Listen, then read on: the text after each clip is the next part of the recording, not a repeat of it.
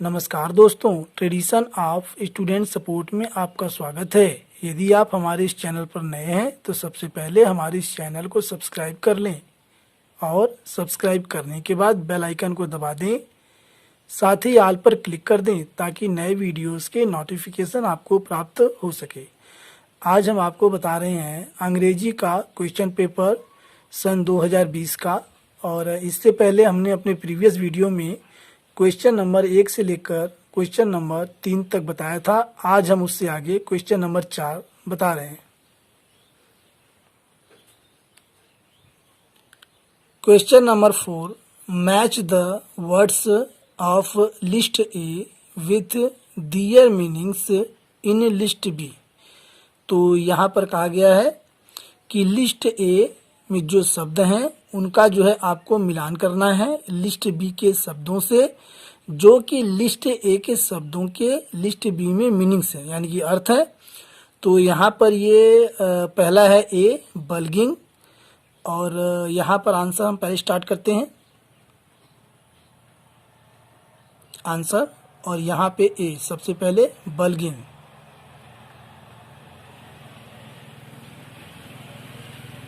Bulging, तो इसे हम मिलाएंगे।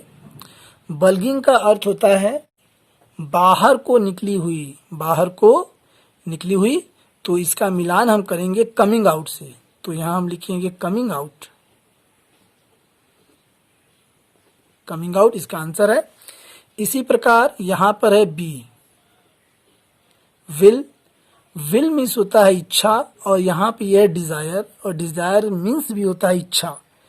तो विल का मिलान हम डिजायर से करेंगे। तो यहाँ पर विल और इसका मिलान हो गया डिजायर। मैं आपको हिंदी मीनिंग भी साथ साथ बताता चल रहा हूं। और इसके बाद है सी, मिस्ट्री।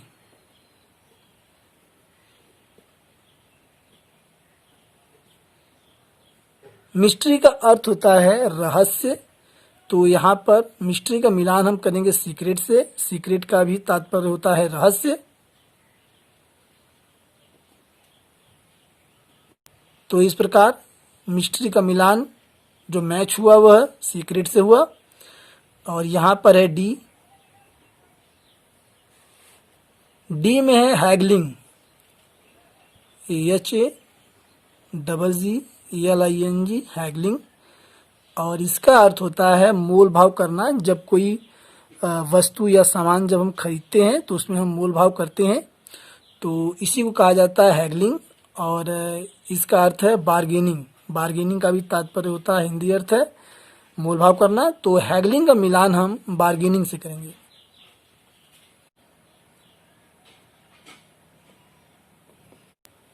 तो यहाँ पर हैगलिंग का मैच हमने बार्गेनिंग के साथ किया है, और दोनों का अर्थ होता है मोल भाव करना।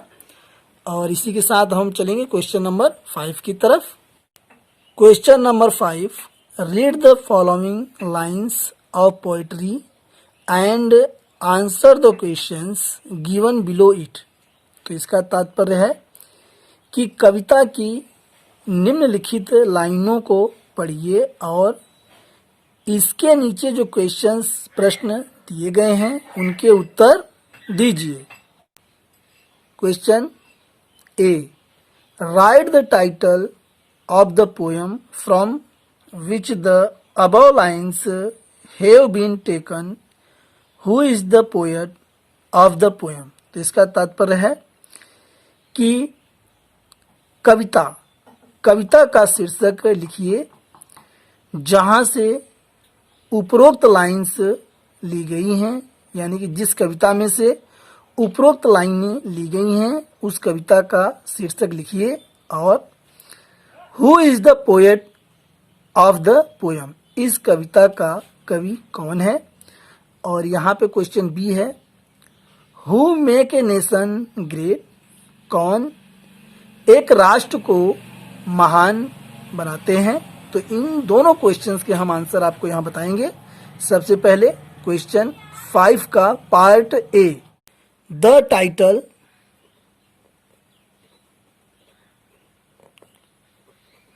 Of the poem is the nation builders.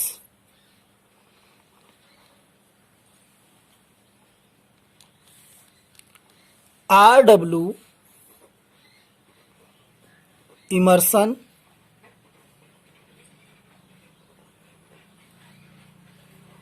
is the poet of the poem। तो यहां पर आंसर है कि the title of the poem is the nation builders, यानी कविता का शीर्षक द नेशन बिल्डर्स है। और R.W. Emerson is the poet of the poem. R.W. Emerson इस कविता के कवि हैं।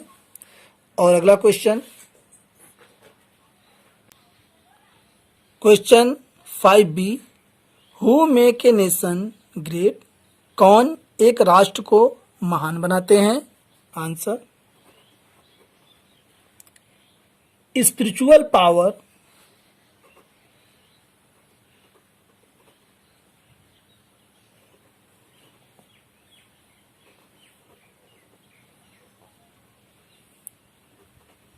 of the people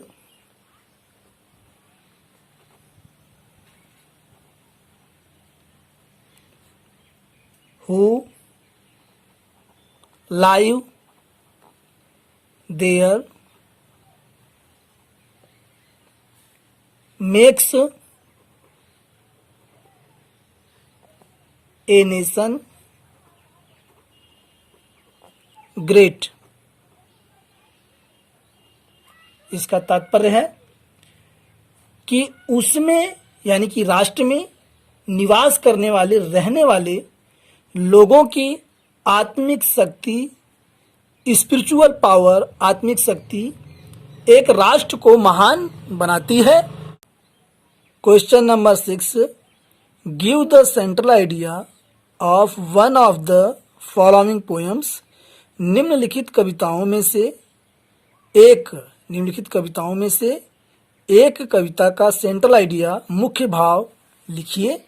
तो यहाँ पर दिया हुआ है ए द पेसलम ऑफ लाइफ और दूसरा है द नेशन बिल्डर्स। तो इन दोनों कविताओं में से एक कविता का केवल आपको जो है सेंट्रल आइडिया, मुख्य भाव लिखना है। और माने अथवा, यदि आप इसको नहीं लिखना चाहते हैं तो आप इसे लिख सकते हैं। नीचे लिखा गया है right 4 lines from one of the poems given in your text book. इसका तात्पर्य है कि 4 लाइनें कविता की लिखिए जो आपकी टेक्स्ट बुक में दी गई हैं। और यहाँ पे ब्रैकेट में लिखा हुआ do not copy out of the lines given in the question paper. यदि क्वेश्चन पेपर में वे लाइनें दी गई हैं जिन्हें आप लिख रहे हैं तो आपको ऐसा नहीं करना है, क्योंकि यहाँ पर लिखा हुआ डू नॉट कॉपी, यानी कॉपी न करें out the lines given in the question paper. जो क्वेश्चन पेपर्स में कविता की लाइनें दी गई हैं उनको आपको जो है कॉपी करके नहीं लिखना है। तो ये क्लियर हो गया। तो इन दोनों में से आप जो है कोई भी एक लिख सकते हैं। मैं यहाँ पर एक सेंट्रल आइडिया आपको यहाँ पे लिख रहा हूं, the nation builders. 6B, the nation builders. और यह क्वेश्चन जो है आपको 3 मार्क्स का आएगा। यहाँ मैं मार्क्स आपको यहाँ पे बता दे रहा हूं। तो यहाँ पर ये central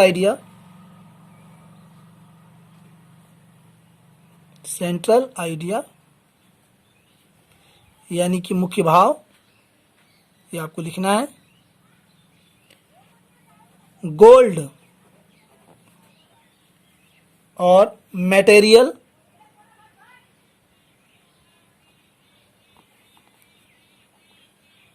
wealth,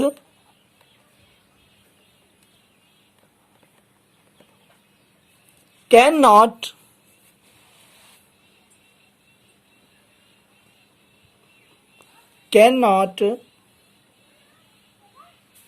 make a nation great but spiritual power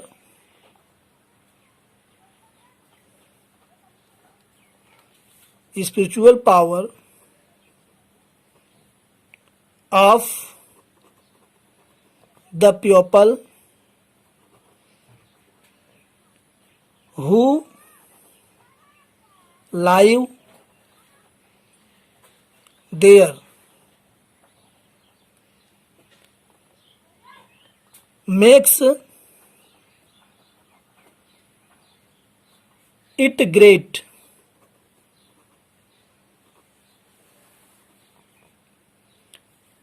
For a great nation,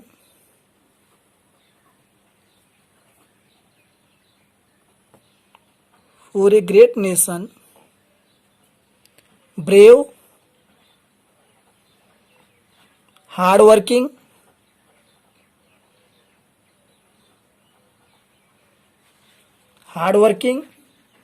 and courageous, साहसी,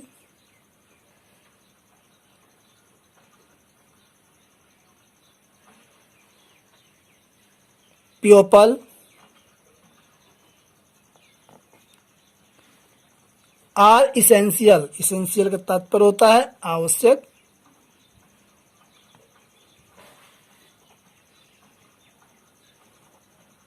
फुल स्टॉप। इसका तात्पर्य है कि भौतिक संपदा राष्ट्र को महान नहीं बना सकती, किंतु उसमें निवास करने वाले लोगों की आत्मिक शक्ति, स्पिरिचुअल पावर, इसे महान बनाती है। एक महान राष्ट्र के लिए बहादुर, परिश्रमी और साहसी लोग परम आवश्यक हैं। तो इसी के साथ अगला question number 7, answer 2 of the following questions in about 25 words each। यानी कि निम्नलिखित प्रश्नों में से 2 प्रश्नों के उत्तर दीजिए 25 शब्दों में, और प्रत्येक प्रश्न जो है वह 2-2 नंबर का होगा। इस प्रकार जो है 4 नंबर का हुआ जो है। तो यहाँ पर पार्ट ए है, why was Edison taken out of school. Edison विद्यालय से क्यों निकाला गया? तो आइए देखते हैं इसका answer. Edison was taken out of school because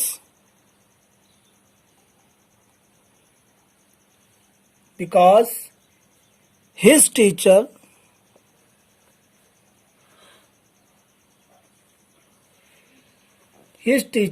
taught him stupid and naughty। तो इसका तात्पर्य है कि एडिसन को स्कूल से निकाल दिया गया क्योंकि उसकी शिक्षिका यानी कि टीचर उसे बेवकूफ व शरारती समझती थी। स्टूपिड एंड नॉटी, बेवकूफ और शरारती समझती थी। Question 7b, what did the angel ask the king to do before sitting on the throne. तो इसका तात्पर्य है कि सिंहासन पर बैठने से पहले देवदूत ने राजा से क्या पूछा? तो ये देखते हैं इसका answer. The angel asked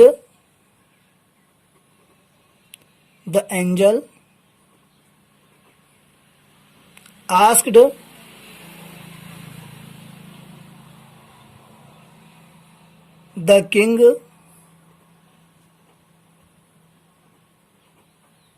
to do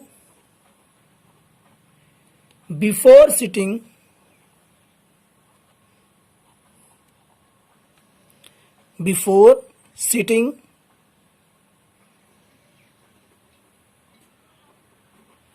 sitting on the throne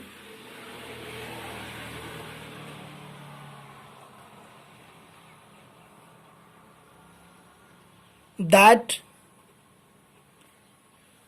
if his heart's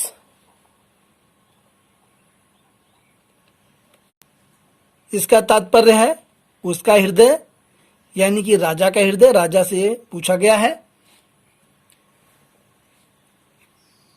purify,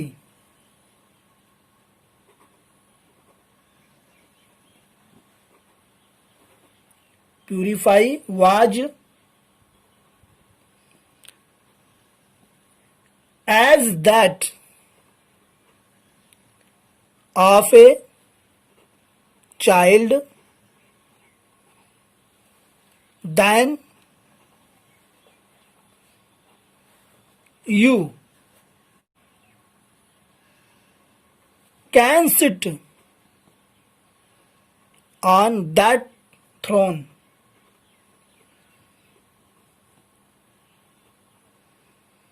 तो यहां पर इसका आंसर है the angel asked the king to do before sitting on the throne that if his heart's purify was as that of a child then you can sit on that throne।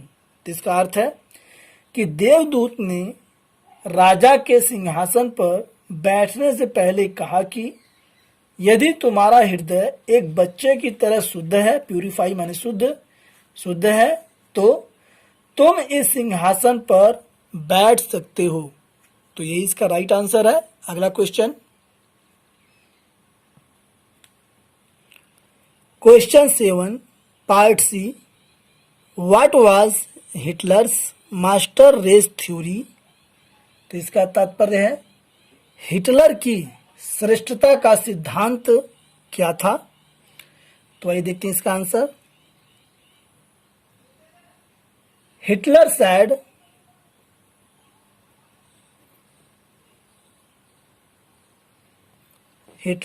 said that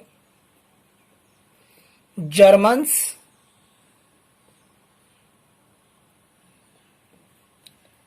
were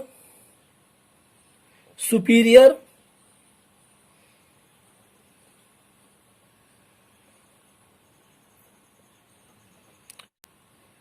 to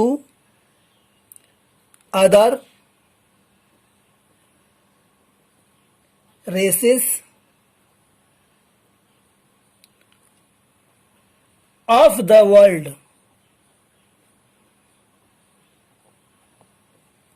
and they were members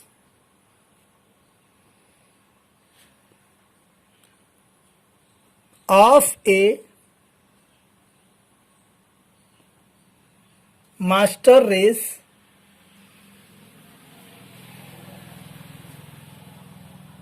the Aryans।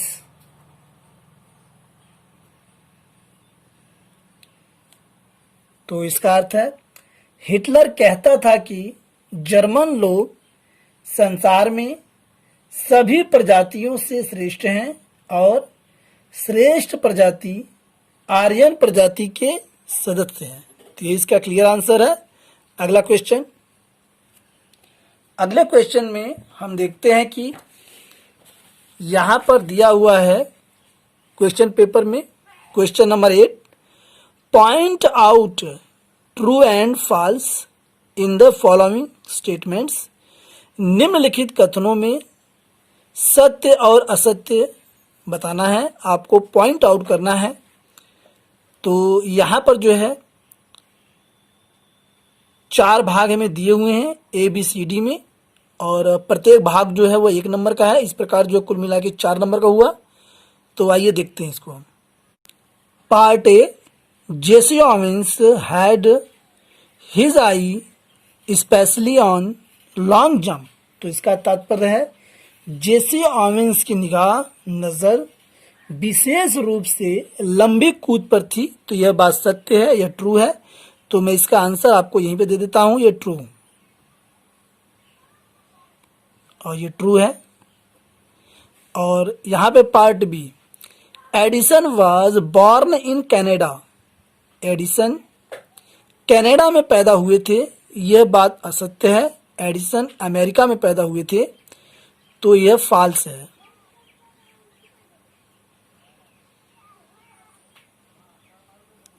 और इसी प्रकार से part सी, तो when the सिफर्ड boy, जब सिफर्ड boy यानी कि Galleria लड़का, set on the ground, यानी कि जब वह मैदान में जो टीला था उसके ऊपर बैठता था, द स्पिरिट, शक्ति, ऑफ नॉलेज एंड जस्टिस, न्याय और ज्ञान की शक्ति उसमें आ जाती थी, वुड कम टू हिम, उसके अंदर। तो यह बात सत्य है, यह ट्रू है,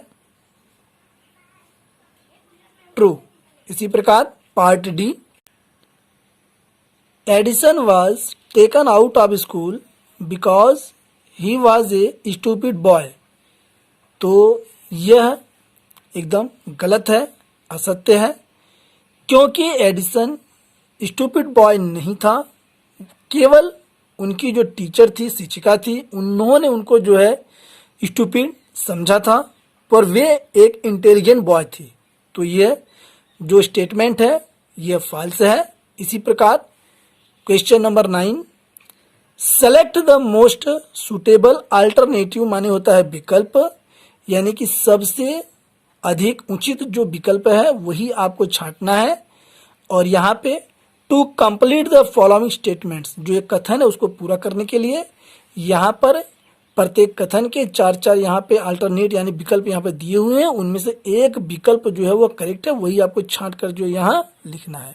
तो मैं इसका भी आंसर आपको इसी क्वेश्चन पेपर में दे रहा हूँ। देखिए, Edison's father gave him 25 cents for every book he read because, यहाँ पर ये दिया हुआ है, एडिसन के पिता ने उसे 25 सेंट्स प्रत्येक किताब के दिए कि वह पढ़े, because Edison was a funny boy. Number 2, Edison had failed in all his experiments. Number 3, he wanted Edison to read मोर।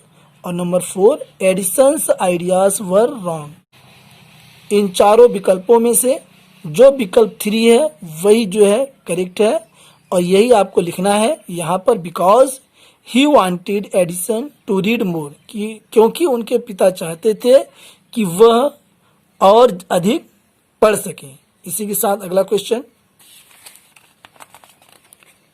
तो यहाँ पर है ये पार्ट बी क्वेश्चन नंबर 9 का, द जजमेंट सीट यानी कि न्याय सिंहासन, the judgement seat of Vikramaditya was made of, यानी कि न्याय सिंहासन बना था, न्याय सिंहासन बना था, यानी हमें बताना है कि किसका बना था।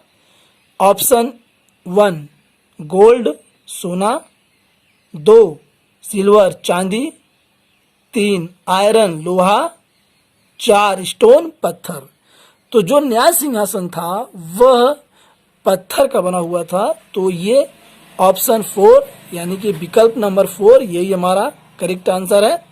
इसी के साथ अगला part C, the important thing, part C, the important thing in Olympic games is, यानी कि ओलंपिक गेमों में महत्वपूर्ण चीज है, महत्वपूर्ण चीज है, क्या वो चीज है।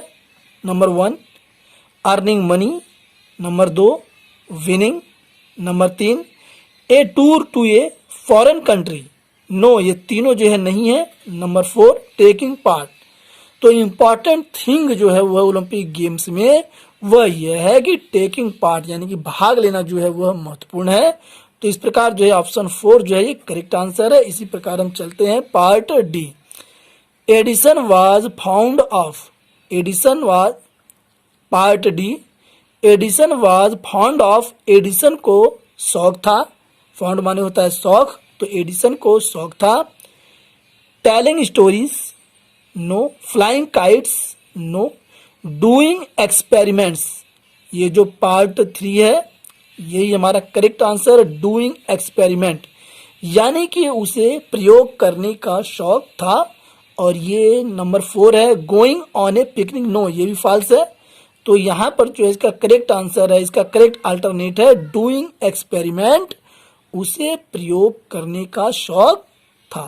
तो इसी के साथ मुझे उम्मीद है कि वीडियो आपको पसंद आया होगा। इस वीडियो के पसंद आने पर शेयर, लाइक और सब्सक्राइब अवश्य कर दें।